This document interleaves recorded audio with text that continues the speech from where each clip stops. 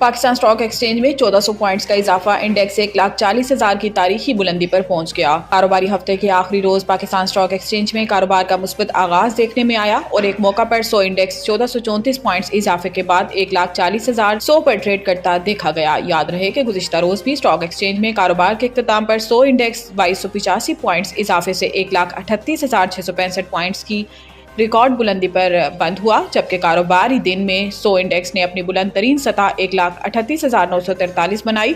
आज बाजार में 38 करोड़ शेयर्स के सौदे 39.75 अरब रुपए में तय हुए, जबकि मार्केट कैपिटलाइजेशन 204 अरब रुपए बढ़कर 16,617 अरब रुपए हो गई है।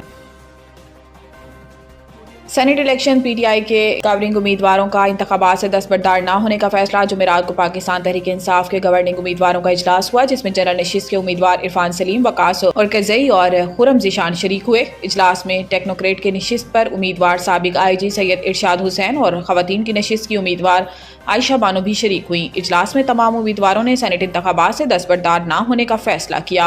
इसके अलावा सेनेट का टिकट न मिलने पर पीटीआई के नाराज रहनुमाओं की पार्टी के सेक्रेटरी जनरल सलमान अकरम राजा से मुलाकात हुई, जिसमें इरफान सलीम, खुरम शहजाद और आयशा बानो ने अपने तहफ़्फ़ुज़ात से आगाह किया। दूसरी जानिब नाराज अरकान को मनाने के लिए मरकजी क़यादत भी सरगर्म हो गई।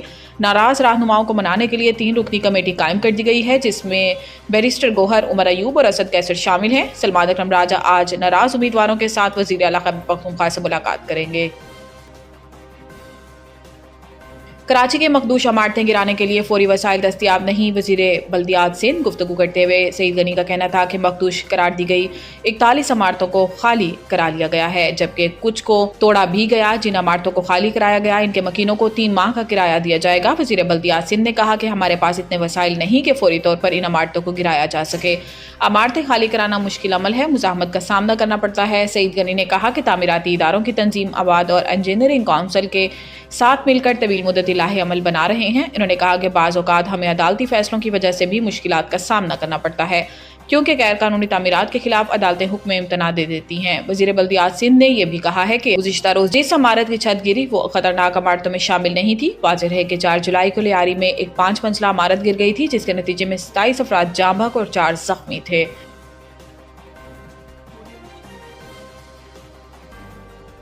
टुडाब करप्शन केस, यूसुफ रज़ा गिलानी तमाम मुकदमात से बरी। विफाकी एंटी करप्शन कोर्ट में टुडाब केसेस की समाअत कराची में हुई, जिस दौरान चेयरमैन सेनेट यूसुफ रज़ा गिलानी भी अदालत में पेश हुए।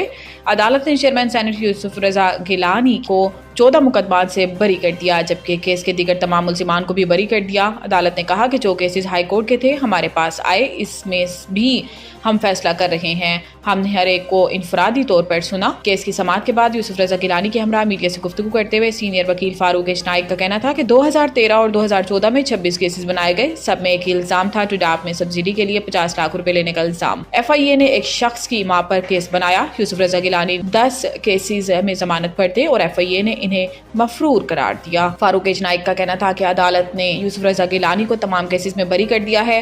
यूसुफ रज़ा गिलानी के खिलाफ झूठे मुकदमात बनाए गए थे। अदालत ने इंसाफ किया, जिस पर हम जज साहब के शुक्रगुजार हैं। सिंध में आज से बारिशों का नया सिलसिला, अहले कराची के लिए भी अच्छी खबर। महकमे मौसमियात ने खबरदार किया है कि सिंध में आज से बारिशों का नया सिलसिला शुरू होने वाला है, जिसका आगाज दादू से होगा। दरी असना माहिरीन का कहना है कि कराची में मानसून का तीसरा स्पेल कल से दाखिल हो रहा है, जिसके नतीजे में शहर के मुख्तलिफ इलाकों में हल्की से मुतदिल बारिश मुतवक्को है।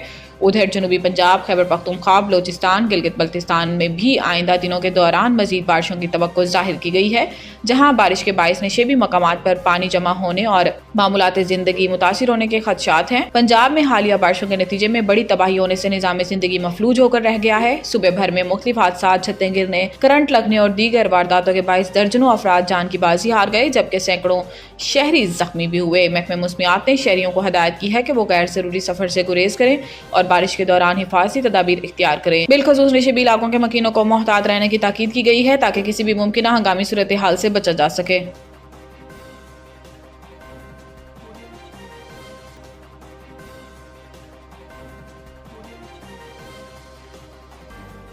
آسٹریلوی کرکٹر عثمان خواجہ ایک بار پھر فلسطینیوں پر اسرائیلی مظالم کے خلاف بول پڑے۔ آسٹریلوی ٹیسٹ کرکٹر عثمان خواجہ ایک بار پھر نہتے فلسطینیوں اور بچوں پر اسرائیلی مظالم کے خلاف بول پڑے ہیں۔ عثمان خواجہ تواتر کے ساتھ بچوں پر ہونے والے ظلم پر آواز بلند کرتے رہتے ہیں۔ حال ہی میں عثمان خواجہ نے اپنے انسٹاگرام پر اسرائیلی حملوں کی وجہ سے زخمی ہونے والے فلسطینی بچوں کی ویڈیو اپلوڈ کی۔ کرکٹر نے ویڈیو کے ساتھ لکھا کہ یہ دیکھنا مشکل ہے، ایسے جینے کا تصور کریں، اس بربریت اور ظلم کو ہم اب بھی دیکھ رہے ہیں۔ یونیسیف نے اسے بچوں کے لیے قبرستان قرار دیا ہے۔ عثمان خواجہ نے مزید لکھا کہ 2 سال ہو گئے اور اب بھی بچے مارے جا رہے ہیں، انسانوں کو بھوکا مارا جا رہا ہے، ابتدائی طبی امداد کے مراکز پر حملے کیے جا رہے ہیں۔ آسٹریلوی کرکٹر نے کہا کہ میں اس حوالے سے بولتا رہوں گا، اگر ہمارے لیے یہ سب معمول بن گیا ہے تو حقیقت میں ہم ختم ہو چکے ہیں۔